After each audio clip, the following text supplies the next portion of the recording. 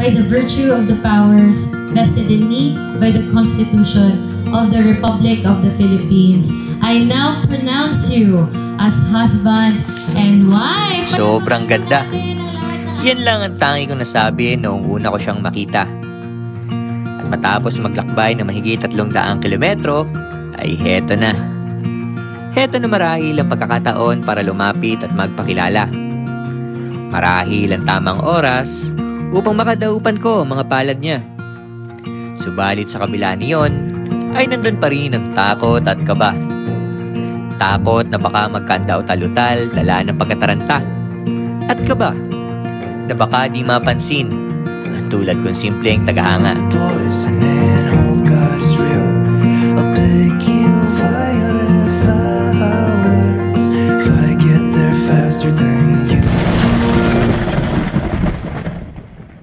As of the moment, nandito tayo sa Bustos, Bulacan. Umalis tayo sa Batangas around 10 a.m. Then, dumaan tayo kay Mac. May mga kinuha lang tayong gamit. Siyempre, kinuha natin yung custom drips na riding jersey natin. Ang nag-iisa and one and only. Ang tanging riding jersey na isusuot natin sa mga adventures natin. Halos pasado 10:00 na rin ng gabi nang marating ko ang bayan ng San Manuel. At dito ay kasalukuyang ginaganap ang isang coronation night ng beauty pageant sa bayang ito. Sinumantala ko na rin ang pagkakataong makakuha ng impormasyon patungkol sa gaganaping kasalang bayan kinabukasan. Saan po ginaganap yung kasalang bayan dito? Opo. Yung may gurbado dyan. Kita mo? Marami ng sakyan dun. Sa umaga po. Doon maaari pong manood dun sa dyan mga tagumpay tayo. Salamat po. Kita-itan nga pala po. Salamat po. Sa paglalakbay kong ito ay mayroon akong mga itinakdang gawain.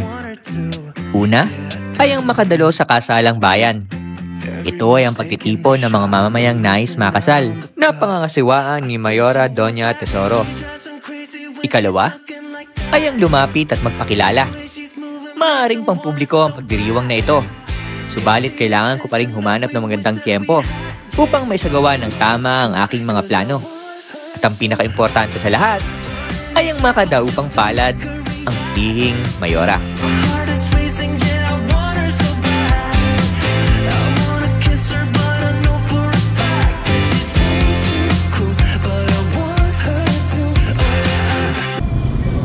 Tropa, dito magaganap yung kasalang bayan?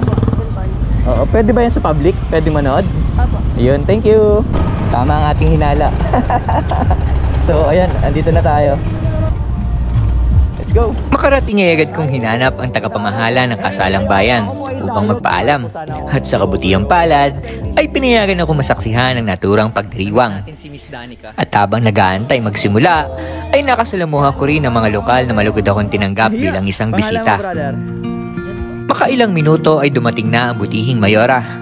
Ito ang unang beses ko siyang nasilayan sa personal. At doon ko lalong napatunayan na kumikinang ang kanyang ganda. Kasabay nito ang pagkabalais na baka hindi ko magawang lumapit at magpakilala. Kasalukuyang nasa likod natin ngayon si Mayora. 2 meters away. Yet di pa natin malapitan, naiiya pa ako eh. Everyone to please settle down and find their comfortable seats now because we are about to begin the program. If I had some time, I'd be I want to give you a memorable wedding. Yung hindi nyo po makakalimutan. Siyempre, today is a celebration of your love.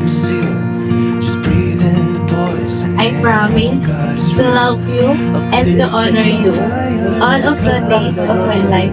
Mahal na mahal kita. I love you. Kamatayan lamang po. Tandaan nyo, kamatayan lang ang makapaghihiwalay. The loneliest person in this world ay yung taong naipit sa isang marriage na hindi siya masaya. Kaya huwag niyo pong hahayaan na umabot kayo sa punto na wala na kayong respeto, hindi niyo na mahal yung partner niyo. At least man lang 10, 20 years from now, hindi na kayo physically attracted, pero sana you will look at her or him. Best friend ko to. Matalik ko tong kaibigan. Ito yung kaya kong makasama hanggang sa aking kamatayan. by the virtue of the powers vested in me by the Constitution of the Republic of the Philippines, I now pronounce you as husband and wife. Sobrang ganda. Yan lang ang tangi kong nasabi noong una ko siyang makita. At matapos maglakbay na mahigit 300 kilometro, ay heto na. Heto na marahil ang pagkakataon para lumapit at magpakilala. Marahil ang tamang oras upang makadaupan ko ang mga palad niya. Subalit sa kabila niyon, ay nandun pa rin ang takot at kaba. Takot na baka magkanda-utal-utal dala ng pagkataranta.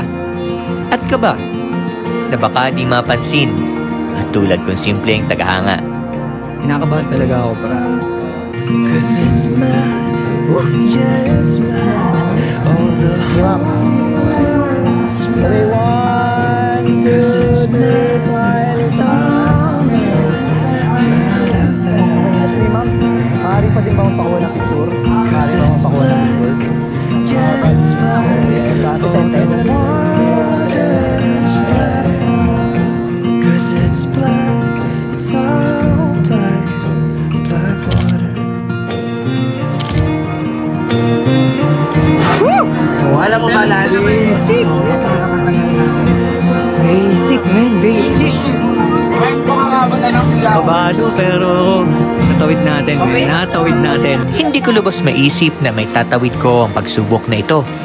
Subalit sa tulong ng determinasyon at mga taong nakapaligid sa akin, ay mas madali ko itong napagtagumpayan. Payakman o simple ang aming patatagpo, ay lubos ko itong ikinagalak at kinasaya. Isang patunay that happiness is a choice and not a result. And just like married life, it's a choice of happiness and commitment with your partner. Till death do us part. Cause it's black, it's all